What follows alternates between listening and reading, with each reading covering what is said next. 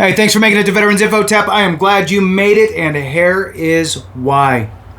The Supreme Court has just ruled in favor of an Army veteran. This is amazing because very, very, very infrequently will a veteran case make it to the Supreme Court, right? They pick and choose what they work with. So oftentimes it stops, most times it's going to stop at the Board of Veterans Appeals, but then it might make it to the Court for Veterans Appeals, which is there's like a lower court, upper court. So in any case, this one was actually from the Supreme Court. So I want to share this with you, read through it, see if we can pick out any nuggets and what sort of effects we may see in the veteran sphere. So with that, please hit the thumbs up, subscribe, share with a friend, all that good stuff. I really appreciate it. The two asks are really, look, hit the thumbs up and let the video run. That's what pushes this information out to more of us so we actually know what's going on. And look, I get it. If you can't watch it for 7 minutes or whatever it is, then don't. That's fine. But if you can, right? If you just let the phone sit there and walk away, that it just helps. That's all. All right. So, let's jump into it. The headline: Supreme Court rules in favor of Army veteran over extended GI Bill benefits. What does this mean to you, to me, to others, to veterans who've been around for a while and veterans who have not? So let's see. The beginning of this article starts off with the U.S. Supreme Court on Tuesday ruled in favor of an Army combat veteran who sued the Department of Veterans Affairs over his eligibility for education benefits under the Montgomery GI Bill and the Post-9/11 GI Bill. Now, Tuesday was April 16th, 2024, and here we are. I'm recording this on Wednesday, the 17th of 2024. So, moving on, in a 7-2, that's a pretty good split, 7-2 decision, the court sided with James Rudisill, a veteran of Afghanistan and Iraq, who argued that he was eligible for up to 48 months of education benefits under the programs, which he had enrolled in while serving 2 separate stints in the Army. Moving on, it states here that in the opinion, Justice Jackson said that the reading of the laws indicated that Rudisill was entitled to benefits under both programs and shouldn't have been limited to the time requirements of each individual program. Rudisill earned 2 separate entitlements. For those that don't know, Stan is my rooster, and he's fairly close, and you can hear him. He likes to butt in. It's just what he does. All right. So, I'll start that one. Rudisill earned 2 separate entitlements to education benefits, one per the Montgomery GI Bill and one per the Post-9/11 GI Bill, by serving in the military for nearly 8 years over 3 separate periods. Jackson wrote, "The bottom line is this.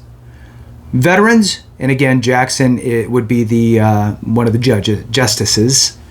"The bottom line is this. Veterans who separately accrue benefits under both the Montgomery and Post-9/11 GI Bill are entitled to both benefits."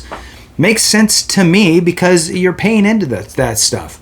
So Rudisill served in the Army first as an enlisted soldier and later as an Army officer, using 25 of 36 months of his Montgomery GI Bill eligibility as a soldier to attend college, then returning to the Army and signing up for the Post-9/11 GI Bill, which he never used as an officer while on active duty.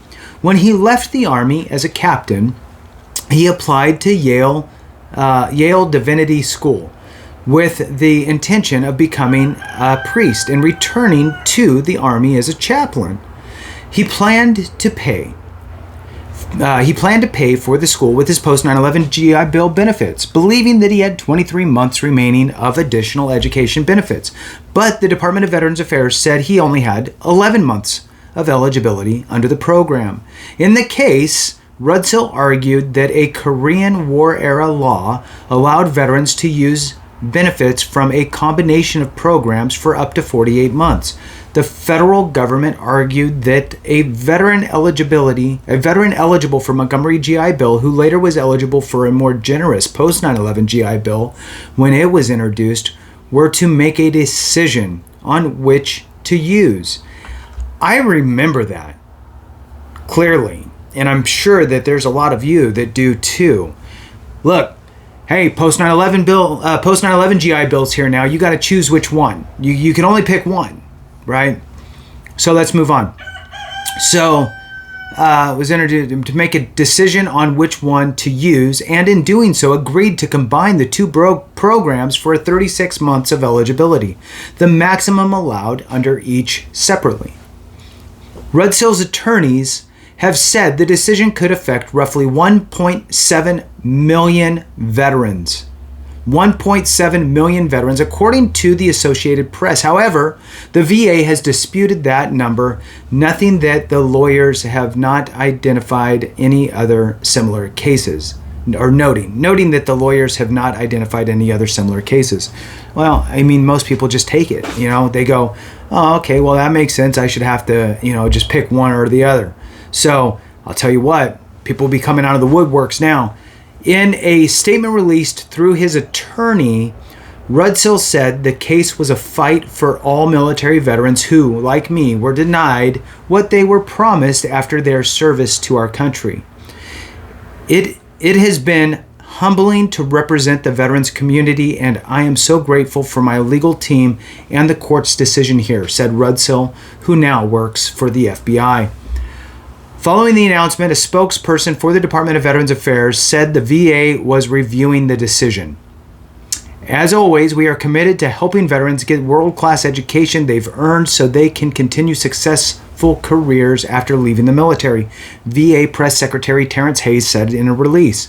The GI Bill is a backbone of veteran education, and we at VA are proud to help hundreds of thousands of veterans each year go to school with minimal out-of-pocket costs for tuition, housing, books, supplies, and more.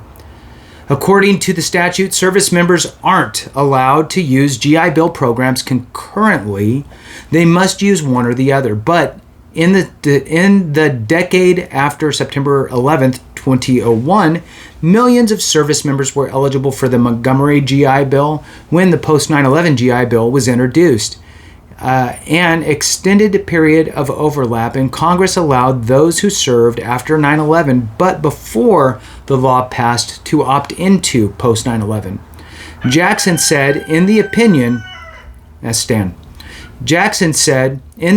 however, that the law limits exceeding the entitlement but swapping options.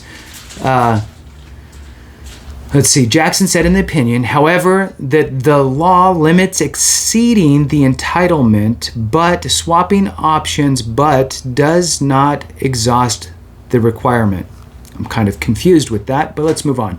Justice Brett Kavanaugh wrote in his own concurring opinion while Clarence Thomas and Alito dissented. Attorneys from the firm Troutman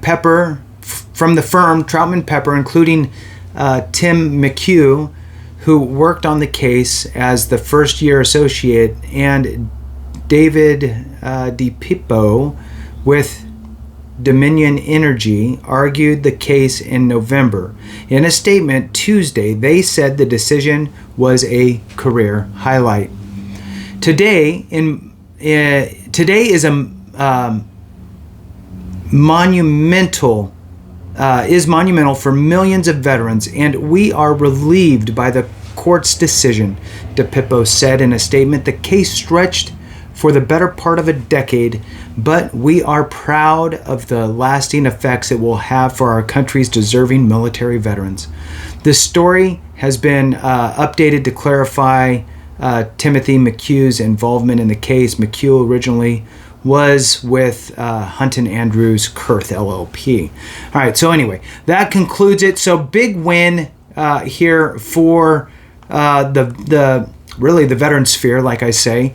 And again, this is the Supreme Court ruling in favor of the veteran community and could potentially affect, right, potentially, it's a guess, about 1.7 million veterans. That's a big number. So thanks for watching. I appreciate it. Hit that thumbs up, subscribe, all that good stuff. I really appreciate it. And remember, if we don't take care of each other, something went wrong.